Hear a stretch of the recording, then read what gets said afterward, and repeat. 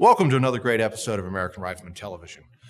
Colt, of course, was the original manufacturer of the 1911 pistol, and they still make those guns today. Of course, they're Series 70, Series 80s, and Series 90s, but still, in West Hartford, Connecticut, you can get a 1911 with the name Colt on the side.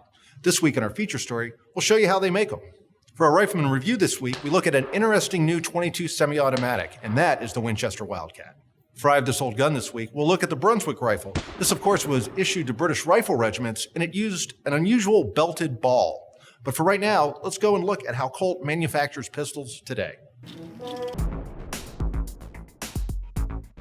When you look at what was happening with Colt when I got here in 2015, we had a broad line, relatively broad line, and most of them were built against what we would call today a more traditional looking 1911. We really didn't have a lot of products for today's 1911 shooter, competitive shooter.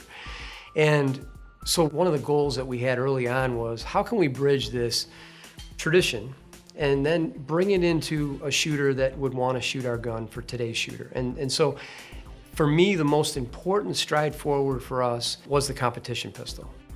We looked back just a few years at the M45, and what we realized real quickly was the M45's adoption by the Marine Corps in 2012 really gave us an opportunity to take a 1911 and figure out what features made sense now.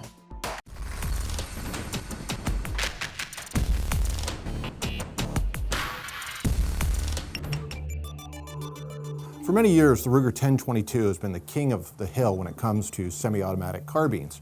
Well, the folks at Winchester decided to use engineering to try and challenge that venerable Ruger. The result was the Winchester Wildcat.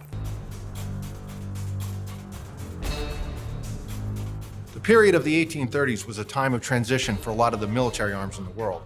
The British went to the cap-lock Brunswick rifle, which featured unique two-groove rifling that took a special ball that had a belt on it.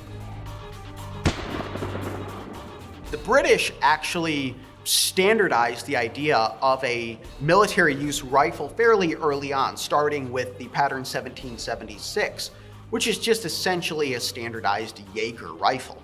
This is further codified right around the turn of the century with the pattern 1800 Baker rifle. And the Baker is iconic.